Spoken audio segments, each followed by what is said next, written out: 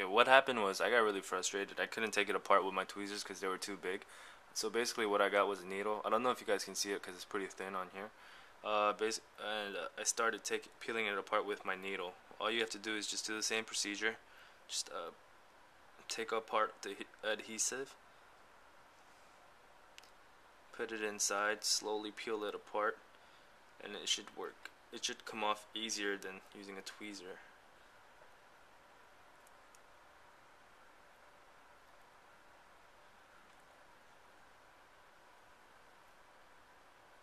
And there we go, I got it off.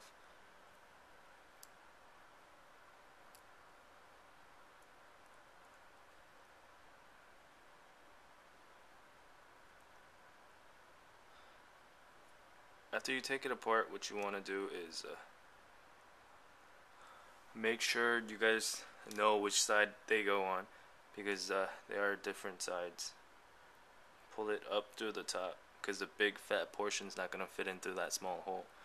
And the one that I just took out is from the left side.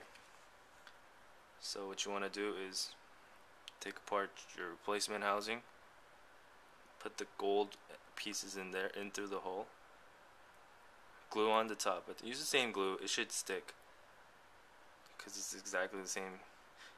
As long as you do it within like an hour or so, the sticky stuff should be fine. Just put it back in the same place it was in. Same thing for this. Stick it on. It should work fine. There you go, I got it on. Now do the same thing for the other side. There you go. That part is complete. Now the next step. Now that you guys have installed these two buttons, make sure it's tight and secure and it's not loose and it's not going to fall off. And after that, you want to grab your circuit board where the LCD screen is and where the trackpad and your trackball goes and your keypad goes. What you want to do with this is grab your trackball and your keypad as well. Oops, it's all magnets. Grab your trackball, put it in place. Make sure it's going the right way, because it'll only fit in one way. The other way it'll just pop out or it won't fit. Like that. Get your keyboard, put it on top. Make sure the fitment's right. Grab it together. And, oh actually no, you can't install the keypad that way, I forgot. It's a little different on this. Basically what you do is grab this portion, the middle housing piece, and you have to slide in your keypad underneath from here. It's weird I don't know why they made it like that, but you have to slide it in, otherwise it won't go straight in. So there you go, it's slid in. And grab this. What you want to do is just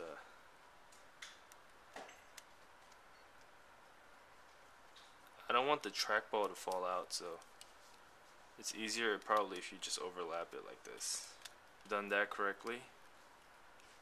These side snaps should go in place. Snap on the sides, the white pieces. Snap it into place. Same goes for the other side.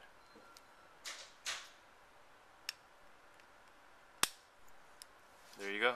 Now that your phone is done, it should look like this. Two buttons up top, right there, and a screen. Trackball should be in place. With your keypad, it should look like it should press the buttons, it should be fine. Your back should have your motherboard on it, and it should look like this.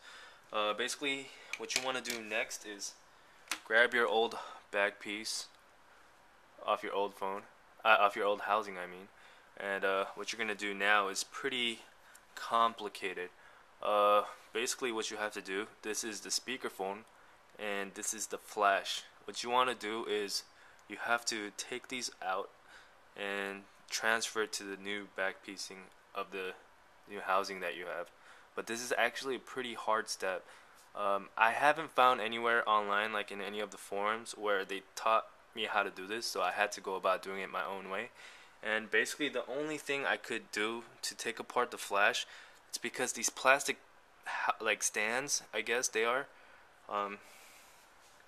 if you look at the old one, I mean the new one, the empty one, you can see there's like little stands poking out. But on this one, they melted it, so there's like a flat, like a mushroom tip that you can't take out unless you break the tips off, and it's a pretty hard thing to do. I don't want you guys to break your phone by doing this, but that's what I had to do. So every mushroom tip you see on this one, you have to break them off. Okay, I decided to try with nail clippers. Attempt number 1. Let's see how it goes.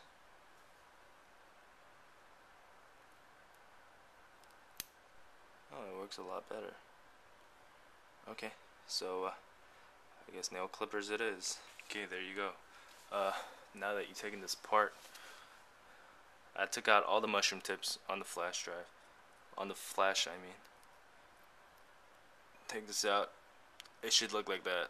Simple, that's it. And there's actually a foam right here, which you want to transfer as well as take it out.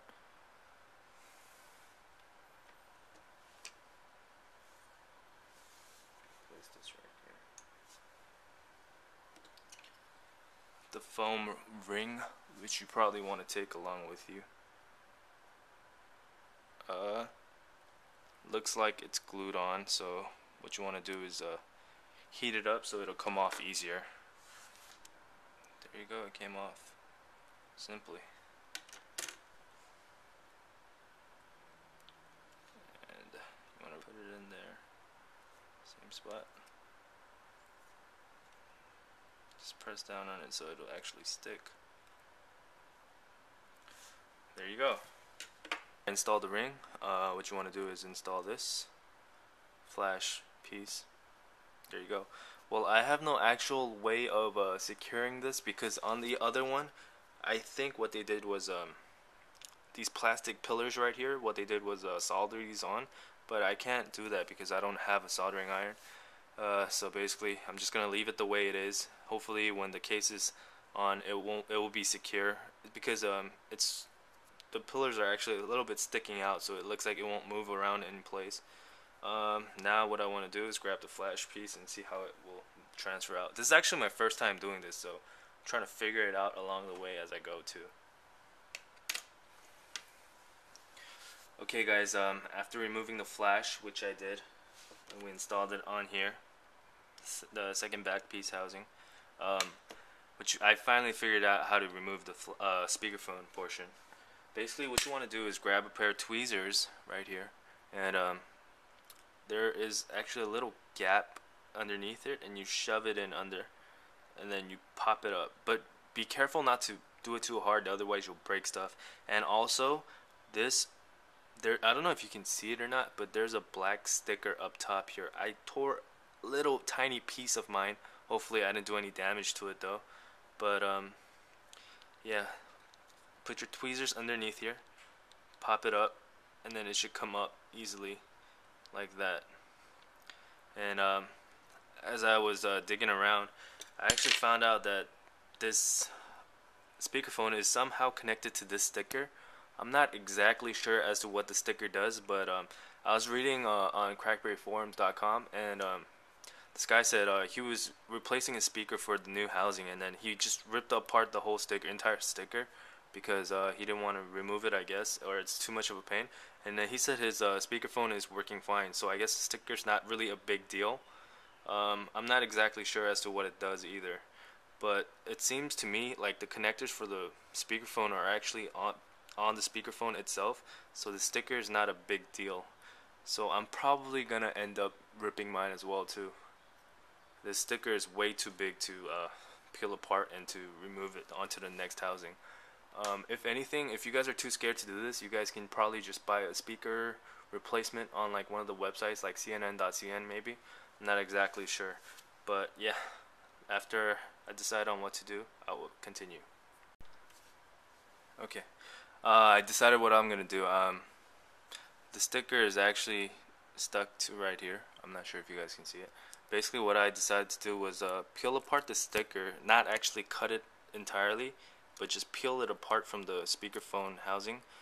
So basically I'm gonna peel it off, and if I assemble my phone and I decide that this piece is not necessary and the speakerphone still works, I'm gonna just leave this on my old housing.